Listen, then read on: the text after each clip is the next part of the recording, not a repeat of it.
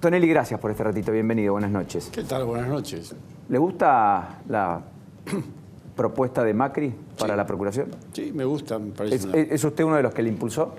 ¿Es cierto eso o no? La verdad es que en este caso creo que quien le impulsó a la Procuradora General es el propio presidente. Más allá de las opiniones que podamos haber dado algunos, quien siempre estuvo como una candidata muy firme a la doctora Inés Weinberg fue el propio presidente. De modo que el mérito o no de la decisión es todo el presidente. ¿Y usted cree que pasa el filtro del Senado? Yo espero que sí. Espero que sí, porque es una buena candidata. Yo no veo cuál podría ser la objeción o el óbice para que el Senado no le dé el acuerdo. Tiene un currículum impecable, una trayectoria muy extensa, muy valiosa. Ella ha sido, en la ciudad, fue primero jueza de la Cámara Contencioso Administrativo de la ciudad y después jueza del Superior Tribunal desde hace varios años.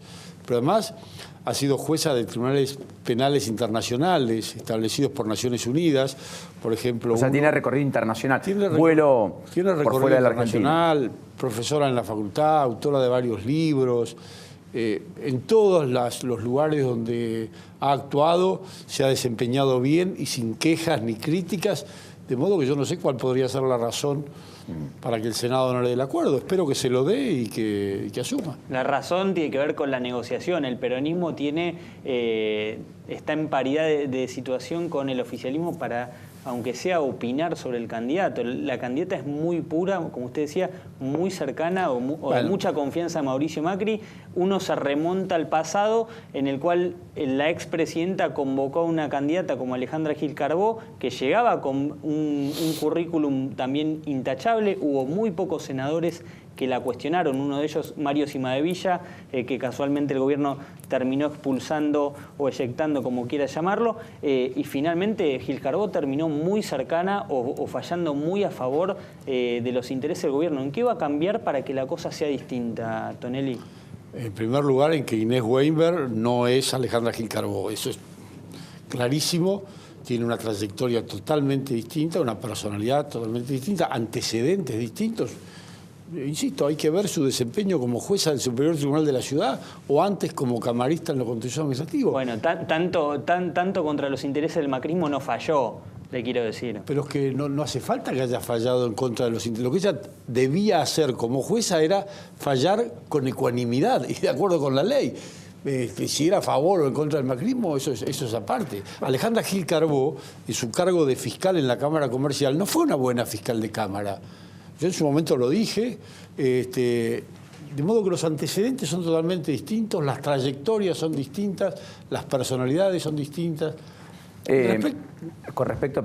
Perdón. No, iba a decir que respecto del acuerdo del Senado, nosotros estamos acostumbrados a una cierta negociación con los senadores, pero no es en rigor de verdad lo que la ortodoxia indica. Lo que la ortodoxia indica es que al procurador o a los jueces de la Corte o a los jueces de la Nación los elige el presidente. El Senado lo que tiene que ver es si es idóneo o no. Claro, exactamente, pero no si le gusta, no le gusta, si lo cambia por un fiscal en otro lado, un juez en otro lado, aunque esto sabemos que ocurre. Claro. Pero la verdad, a mí me parece una excelente candidata y no debería tener dificultades en el Senado para obtener el acuerdo. ¿Usted es de los que cree que Fara y Ballesteros se apartaron de lo jurídico para escarcelar a Cristóbal López el viernes pasado? ¿Usted es de los que está recaliente por esa decisión? Me toca la investigación porque como consecuencia de ese oficio que hoy a la mañana la Corte remitió al Consejo, el presidente del Consejo libró sendos oficios al presidente de la Cámara, que es el doctor Irursun, y al presidente de la Sala, que es el doctor Ballesteros. Los dos han contestado y el expediente ha sido asignado dentro del Consejo de la Magistratura a la Comisión de Disciplina y Acusación. Que me toca parte. La presido además. Es más que parte. De modo que en este momento me toca ocuparme de este expediente. Hay allí un tema que tendremos que analizar cuidadosamente, que es el siguiente. El juez Ballestero en su respuesta explica que efectivamente la sala viene estando integrada desde hace ya un tiempo por él, que es un juez titular permanente de la sala, y por el juez Bruglia, que desde hace mucho tiempo estaba subrogando en esa sala por decisión del Consejo y que ahora ha sido trasladado de manera definitiva a esa sala. Que cuando llegó el momento de integrar la sala con un tercer juez, porque porque Ballesteros y Bruglia votaban en sentido contrapuesto, el juez Ballesteros decidió que la sala la integrara Fara, porque el juez Fara ya estaba integrando la sala en una causa conexa con la de Cristóbal López. Es decir, que no hubo sorteo. Y bueno, por eso la Corte dice qué fue lo que llevó a Ballesteros, y Ballesteros va a tener que explicar por qué él llamó a Fara. Porque hay que ver si esa conexidad existe, no existe, si justifica o no que no se haga el sorteo. No es lo ortodoxo. Lo ortodoxo hubiera sido sortear. Acá no hubo sorteo, esto lo reconoce el propio juez Ballesteros en la nota que presentó hoy. Y lo mismo dice la nota que presentó el juez Irursun. O sea, usted está dando un anticipo de lo que ya está en el expediente y va a tener que tratar la comisión que usted preside dentro del Consejo de la Magistratura. Estas son respuestas que llegaron al Consejo hace apenas un par de horas. Ahora, es muy importante lo que usted dice, sí, pero claro. En ese sentido, también vale la pena decir que el sistema de sorteo estaba muy cuestionado también. Es otro sorteo. Una cosa es el sorteo de los expedientes que hace la Oficina de Asignación de Causas, otra cosa son los sorteos que se hacen entre los jueces de una Cámara para integrar una sala. Ahí no hay bolilla caliente, perdón la expresión futbolera. Bueno, se hace con bolillero, a diferencia del otro sorteo que es un software bastante sofisticado, que realiza una computadora. Cuando hay que integrar una sala, como se trata de resolver entre 4 o 5 candidatos o menos, se hace con un bolillero. Pero es un sorteo que se hace y que es público y que se puede presenciar. Pero en este caso, reitero, no hubo sorteo. Lo que tenemos que analizar es si existían razones valederas para no hacer el sorteo o no. Va a haber margen a la interpretación. Uno va a decir, hay razones valederas, y otro va a decir, no, no hay razones valederas. En derecho siempre hay margen para la interpretación, pero... ¿Y por qué no se pone algo que sea explícito? No se puede hacer, no se puede integrar una Cámara sin sorteo. Punto, listo. Esto no se hubiera dado. Esa es la regla. Pero hay ciertos casos en los cuales, si hay dos causas que son verdaderamente conexas, en las que se investigan hechos muy conectados entre sí, es normal y está bien que quienes intervienen en la primera lo hagan en la segunda, por la conexidad y por la similitud. Entonces con ese argumento Ballesteros le va a decir, mire, Fara estaba acá, bueno, pero por eso lo traje. Eso es lo que tenemos que ver, porque la conexidad puede estar como puede no estar. Entonces analizaremos eso, veremos eso y veremos si la decisión del juez Ballesteros de no sortear fue acertada o no. ¿Fue ajustada a derecho o no? Otra cosa es la sospecha que tiene Carrió respecto a que hubo plata. Eso es otra cosa. Eso es otra cosa totalmente distinta. ¿Usted cree que pudo haber habido plata? Bueno, ya la diputada Carrió presentó una denuncia en ese sentido en el Consejo. La presentó ayer. Hoy a la mañana dictamos una providencia en la comisión requiriéndole una serie de precisiones a la diputada, porque la denuncia tiene algunos aspectos no del todo precisos. Vamos a ver qué aporta la diputada. ¿Pero van a investigar el patrimonio de Ballesteros o no? Si corresponde lo vamos a hacer, no tenemos ningún problema en eso. Hay un dato concreto que esto no amerita investigaciones, que Fara se hizo cargo de la causa apenas unos días antes de emitir su fallo. La verdad que eso de que la justicia es lenta, en el caso de Fara parecía que ya tenía todo claro, todo el expediente claro y bueno, podía esto es lo fallar. Que vamos a ¿no? analizar y a revisar, sin la menor duda. Y si tenemos que revisar el patrimonio del juez Ballesteros o de cualquier otro juez, lo haremos, como ya lo hemos hecho. La prueba es lo que pasó con el juez Freiler, que integraba esta sala casualmente. Hay un escándalo en diputados después de la sesión de ayer, usted lo debe conocer. Estuve. Porque además estuvo, etcétera. Y usted es un hombre ajustado a derecho, le voy a pedir con la más absoluta honestidad la respuesta.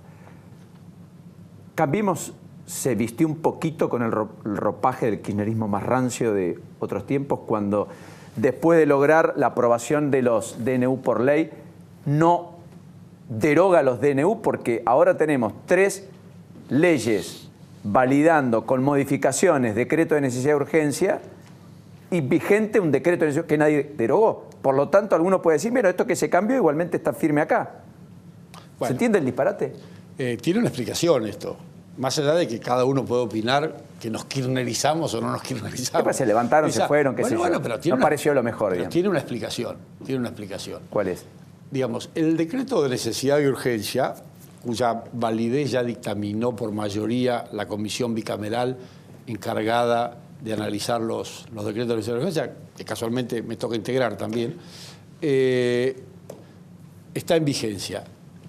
A pedido de la oposición y ante los reclamos que generó ese decreto de necesidad y urgencia, se resolvió dividirlo en 3 proyectos de ley y que esos 3 proyectos de ley tramiten en la Cámara como cualquier proyecto de ley. Ayer aprobamos esos 3 proyectos de ley que prevén en los 3 casos que si se convierten en ley conllevan la derogación del decreto de necesidad y urgencia. Ahora, el decreto de necesidad y urgencia está vigente en este momento y está produciendo efectos. Y va a seguir vigente hasta el instante mismo en el que se aprueben los 3 proyectos de ley, que ahora tendrá que tratar el Senado, y entonces en ese mismo momento entrarán en vigencia las 3 nuevas leyes y cesará la vigencia del decreto de necesidad y urgencia. Nos parece a nosotros, y por eso actuamos de esa manera, que es un exceso en este estado del trámite pretender invalidar el decreto de necesidad de urgencia que está vigente y que va a ser reemplazado por los 3 proyectos de ley que ayer mismo aprobó la Cámara de Diputados. Entonces, si la Cámara de Diputados había aprobado los proyectos de ley, desde nuestro punto de vista, era un exceso y un sinsentido discutir la validez. Porque además o no. en el medio, si usted derogaba el decreto hoy, había una laguna entre el decreto derogado y la ley que se promulgase después. De todas maneras, aún en el caso de que ayer la Cámara de Diputados hubiera tratado el decreto y lo hubiera invalidado, tampoco dejaba de regir el decreto, porque de acuerdo con la ley 26.122, que es la que regula todo lo relativo a los decretos de necesidad de urgencia, para que un decreto de necesidad de urgencia deje de regir, hace falta que lo rechacen las 2 cámaras del Congreso. El rechazo de una sola no le quita valor ni vigencia. Desde nuestro punto de vista era un exceso planteado por la oposición con el afán de volver a discutir algo que estaba discutido y en todo caso hacerle una mácula al Poder Ejecutivo. Nos pareció innecesario y por eso actuamos de esa manera. ¿Caputo va después de las Pascuas? No, va el martes que viene. ¿La semana que viene? El martes. A explicar las offshore. Exactamente. Macri dijo en la nota, En no rigor está de mal verdad, tener offshore, el tema es que hay que declararlas. el objetivo de la visita es un poco más amplio. En primer lugar, va a explicar, porque él va a acudir a la comisión bicameral que se encarga del análisis y seguimiento de la deuda externa. Entonces, en primer lugar, va a explicar cómo está el país en materia de deuda externa. Deuda que creció casi 52.000 millones de dólares el año pasado. Todo eso lo va a explicar Caputo.